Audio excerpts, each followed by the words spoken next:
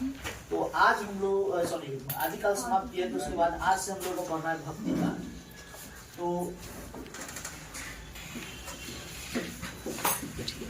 भक्ति काल जो है हम लोगों को पढ़ना है। तो भक्ति काल के लिए सबसे पहले जो समझना है कि काल तो बाद में समझेंगे, पहले भक्ति किसे कहते हैं यह समझना बहुत जरूरी है। भक्ति है क्या, भक्ति किसे कहते हैं?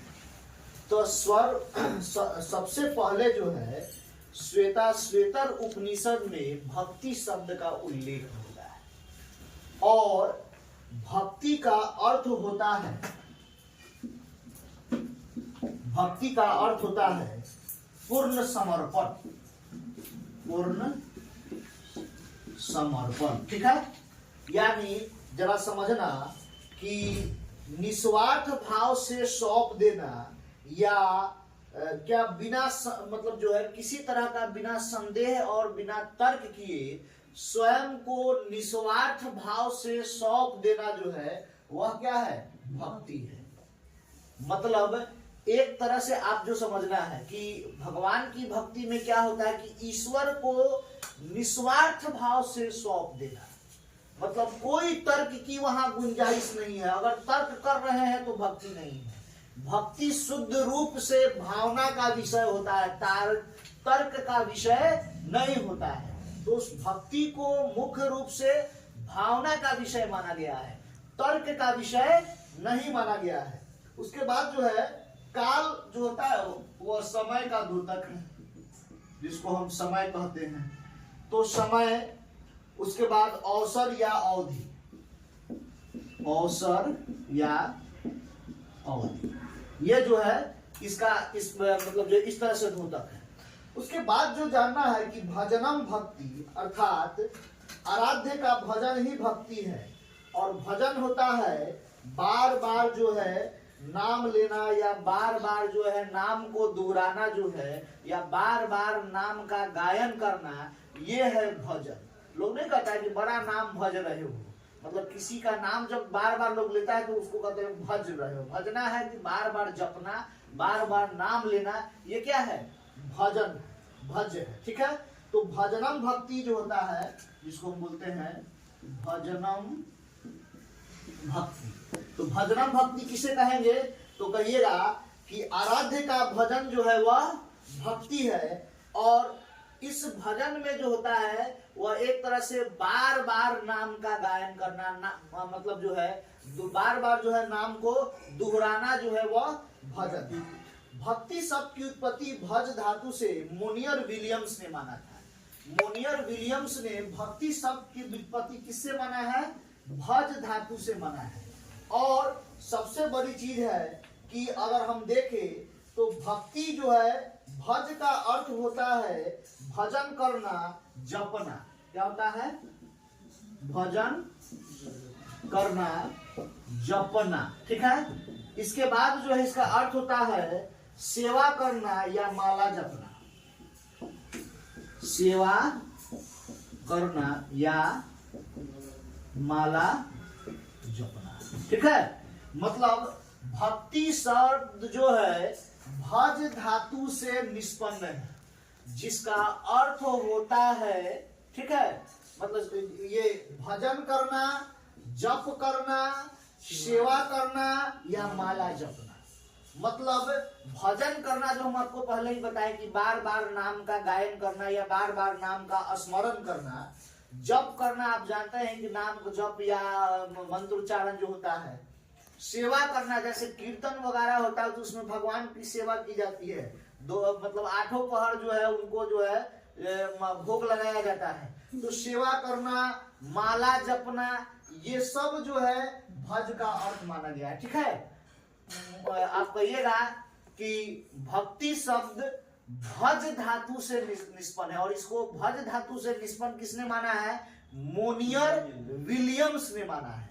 और मोनियर विलियम्स का जो ये कथन है एक तरह से कि भक्ति शब्द जो है भज धातु से निष्पन्न है, और इसका अर्थ होता है भजन करना, जप करना, सेवा करना और माला जपना।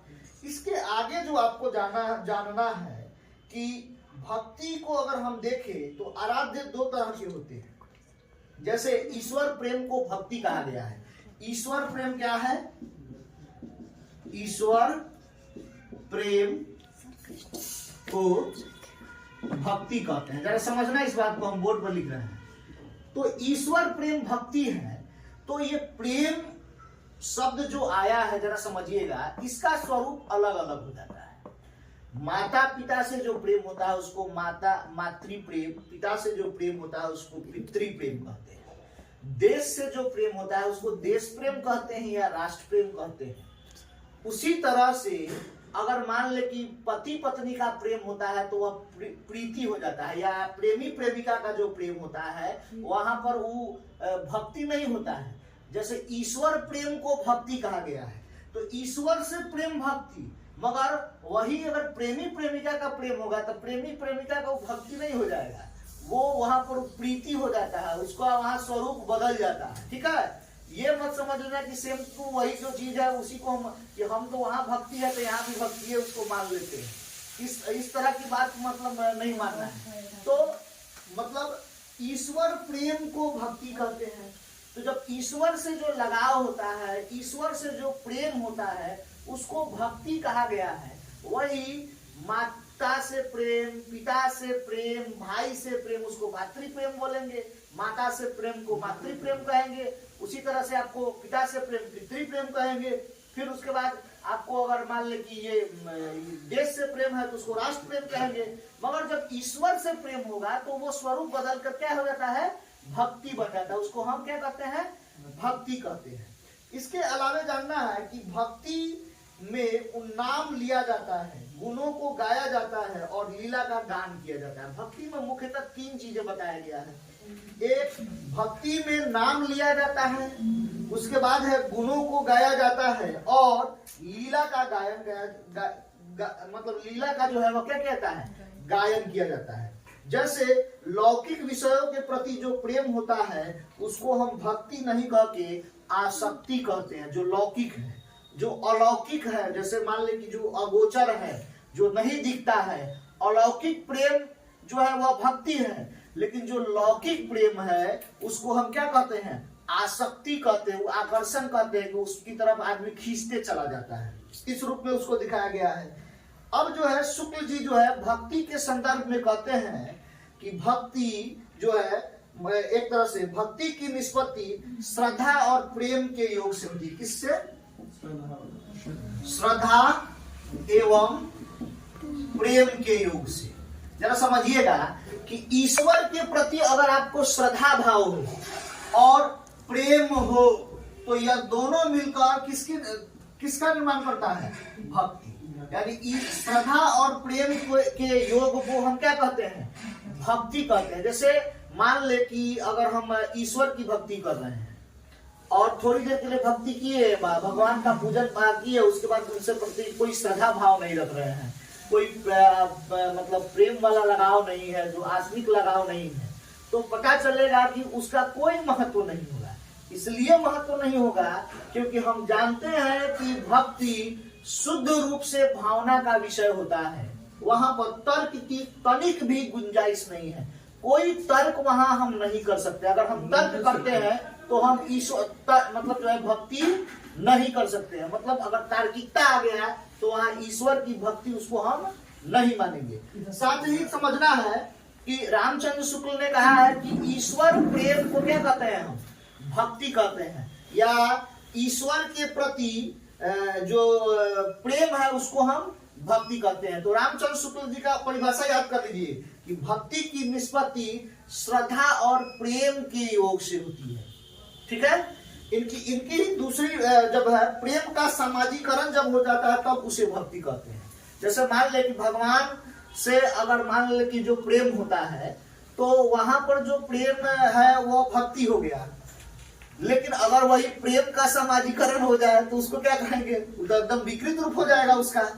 तो जरा समझिएगा कि जब ईश्वर प्रेम का समाजीकरण होगा तो भक्ति हो जाएगा, मगर प्रेम का जब समाजीकरण हो जाएगा तो वो विकृत रूप हो जाएगा, उसको खराब रूप में उसको हम देखते हैं। ठीक है, उसके बाद जो है शुक्ल जी जो है कहते हैं भक्ति धर्म का रसात्मक रूप है। भक्ति क्या है? धर्म का रसात्मक रूप है।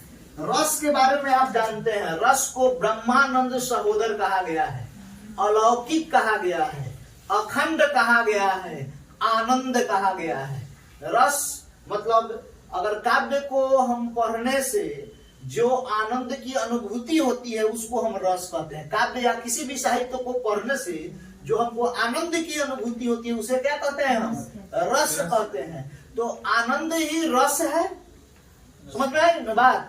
तो कह रहा है रामचंद्र शुक्ल कह रहे हैं कि ईश्वर विषयक जो है भक्ति जो है धर्म का रसात्मक रूप है।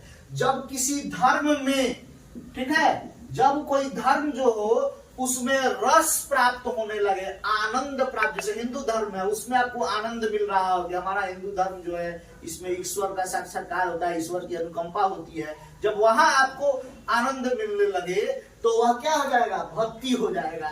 वही जरा समझिएगा कि अगर दूसरे धर्म को बदल देते हैं, इस्लाम धर्म को ले लेते हैं, इस्लाम धर्म में ही अगर आपको रस की अनुभूति होने लगे, मतलब आनंद की अनुभूति होने लगे, तो वह क्या हो जाएगा? इस्लाम के धर्म के प्रति आपको भक्ति बोलेंगे।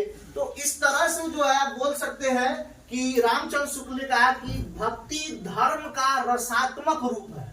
मतलब वो ब्रह्मानंद सहोदर तो हम पहले ही आपको बता दिए, अखंड, अलौकिक और आनंद, ये रस है। तो रस को इस रूप से, इन नामों से भी जानते हैं। और यह जो है आनंद का ये पर्याय है। तो इस प्रकार से जब किसी धर्म में हमको आनंद मिलने लगे, किसी भगवान की भक्ति में हमको खूब आनंद प्राप्त होने लगे, मन को शांति हमको प्राप्त होने लगे, तो समझ लीजिए कि उस परिस्थिति को हम क्या कहेंगे? भक्ति कहेंगे। ठीक है। अब तीसरी जो परिभाषा है रामचंद्र शुक्ल जी का कि ईश्वर विषयक रति भाव की अभिव्यक्ति जो है भक्ति है। रति भाव, श्रृंगार का अस्थाई भाव होता है रति। रस पढ़े होंगे तो उसमें श्रृंगार का अस्थाई भाव बोला गया है रति। और रति जो होता है, जैसे मान ले कि जब हम मतलब क्या करते हैं कि श्रृंगार देखते हैं, सौंदर्य देखते हैं, तो हम मुग्ध होते हैं, उसकी तरफ आकर्षित होते हैं। तो उसी को रामचंद्र शुक्ल जी कहे कि ईश्वर विषयक रति भाव की अभिव्यक्ति भक्ति है। जब ईश्वर पर हम मुग्ध हो जाते हैं, ईश्वर पर जो के प्रति जब हम आकर्षित होने लगते हैं, ईश्वर के प्रति जब हमारा प्रेम अनुराग बढ़ जाता है, तो उस परिस्थिति को हम भक्ति कहते हैं। किनके अनुसार? आचार्य रामचंद्र शुक्ल जी के अनुसार। ये तीसरी परिभाषा है कि ईश्वर विषयक रति भाव की अभिव्यक्ति जो है वह भक्ति है। ठीक है। उसके बाद जो है हम आपको बता रहे हैं कि सांडिल्य भक्ति सूत्र में जो है कहा गया है कि ईश्वर के प्रति परम अनुरक्ति को भक्ति कहते हैं। और अनुरक्ति जो होता है, प्रेम और आसक्ति को अनुरक्ति कहा गया है। जब ईश्वर के प्रति आप आसक्त हो गए, प्रेममय हो गए, तो उस परिस्थिति को भक्ति कहा गया है। कहाँ पे? सांडिल्य भक्ति सूत्र में। सांडिल्य भक्ति सूत्र में कहा गया है कि ईश्वर के प्रति परम अनुरक्ति, और अनुरक्ति जो होता है वह प्रेम है और आसक्ति है। जब हम ईश्वर के प्रति प्रेम और अनुरक्ति, आप बोल सकते हैं आसक्ति में लीन हो गए, तो उस परिस्थिति को हम क्या कहेंगे? भक्ति कहेंगे। ठीक है। उसके बाद जो है नारद भक्ति सूत्र कि ईश्वर प्रेम को ही भक्ति कहा गया है। नारद भक्ति सूत्र में कहा गया है कि ईश्वर प्रेम, जब ईश्वर से प्रेम हो, ईश्वर से लगाव हो जाए, प्रेम जो है एक तरह से अगर माने तो माना जाता है कि मतलब क्या बोलेंगे कि ये हमारा जो मतलब क्या बोलते हैं कि ये संसार है, इसमें सबसे अगर मतलब क्या बोलेंगे कि मतलब जीवों को एक दूसरे से जोड़ने, जीवों को एक दूसरे के करीब लाने की जो करीब लाने के लिए जो सबसे बढ़िया भाव है या सबसे महत्वपूर्ण भाव है, उसको प्रेम कहा गया है। और इसमें निस्वार्थ भाव से दो व्यक्ति क्या होता है? भावात्मक रूप से जुड़ जाते हैं। इस परिस्थिति को हम प्रेम मानेंगे। जहां निस्वार्थ भाव हो और दो व्यक्ति भावात्मक रूप से जुड़ जाए तो उस परिस्थिति को प्रेम कहते हैं। हालांकि आजकल ऐसा होता नहीं है कि लोग निस्वार्थ भाव से जुड़े। आदमी जो है वह मतलब जो कोई भी रिलेशन बनता है तो उसमें 3 वो एल काम करता है, लव, लोभ और लाभ। कोई प्रेमवश किसी से जुड़ जाता है, कोई किसी से लोभवश जुड़ जाता है और कोई लाभवश जुड़ जाता है। अगर कोई भी रिलेशन बन रहा है तो इसमें 3 वो एल काम करता है, लव, लोभ, लाभ। इसके अलावा चौथा कुछ नहीं है।